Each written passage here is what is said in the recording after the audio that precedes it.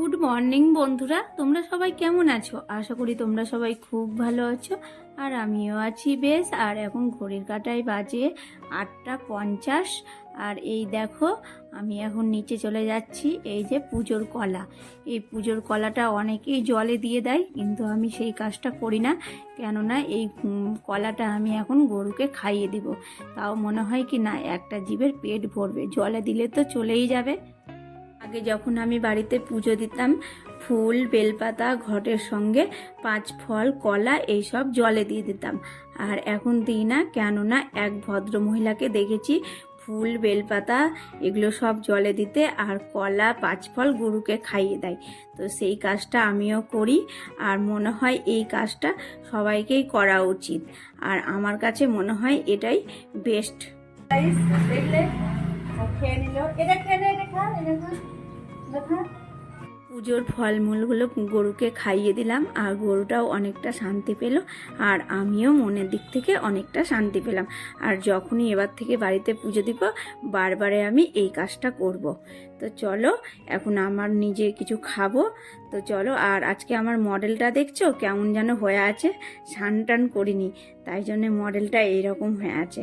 তো এখন টিফিনটা করে নেব। আর টিফিনে আজকে বাইরে থেকে খাবার এসেছে, কি বলো তো, পরোটা আর ছোলার ডাল।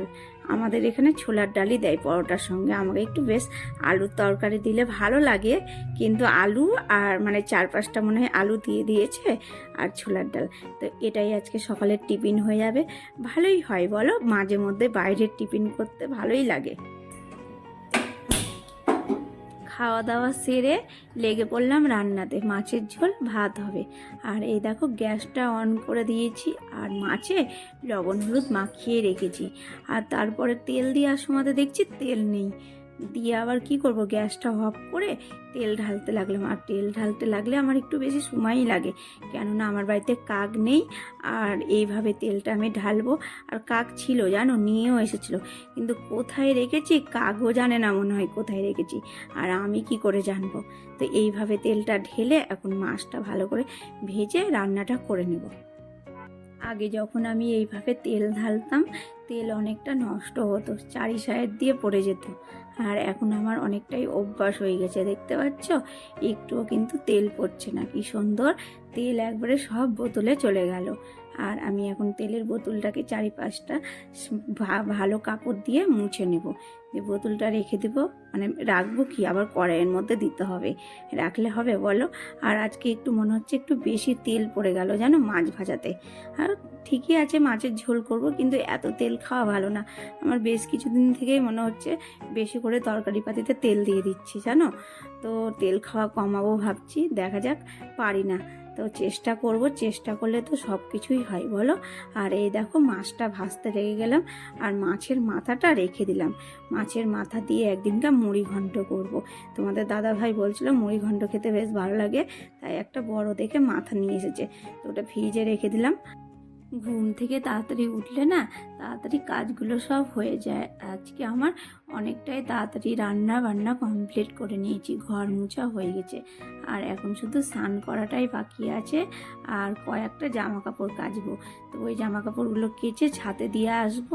ডেলি আমাদের যা রুটিন, এগুলো আর তোমাদেরকে কি বলবো, তাই না? তো এই কাজগুলো সেরে নিয়ে এখন খাওয়া দাওয়া করতে বসবো, তারপরে রোদে যাব।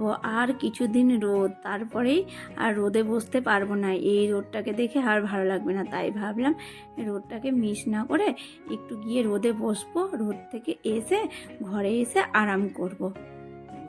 শুভ সন্ধ্যা বন্ধুরা, এখন ঘড়ির কাঁটায় বাজে 7:25। আর এই দেখো, মুড়ি নিয়ে বসে গেছি, সিঙ্গারা মুড়ি। আমরা যতই ভাবি কি ডায়েট করব, সিঙ্গারা মুড়ি বাইরের খাবার খাবো না, কিন্তু এই সব খাবার যদি দেখি চোখের সামনে, না খেয়ে কি থাকতে পারি? আর আজকে দিনটা শুরু হয়েছে বাইরের খাবার দিয়ে, আবার রাত্রেও দেখছি, রাত্রে কি এখন সন্ধ্যার সময়তেও দেখছি বাইরের খাবার, সিঙ্গারা মুড়ি। আজকে জানো তো, মনে হচ্ছে দুধ চা খাই। আমি তো প্রতিদিন কম বেশি লাল চাই খাই, আর সিঙ্গারা মুড়ি খাওয়ার পরে ইচ্ছা করলো এইভাবে দুধ চা বানিয়ে খাই। তো চলো বন্ধুরা, ভিডিওটা আজকের মতো এতটাই। কালকে আবার দেখা হবে নতুন কোনো ভিডিওয়। আর তোমরা সবসময় ভালো থেকো, সুস্থ থেকো। আর আমার ভিডিও ভালো লাগলে লাইক করে দিও, আর সাবস্ক্রাইব করতে তো ভুলবেই না। টাটা।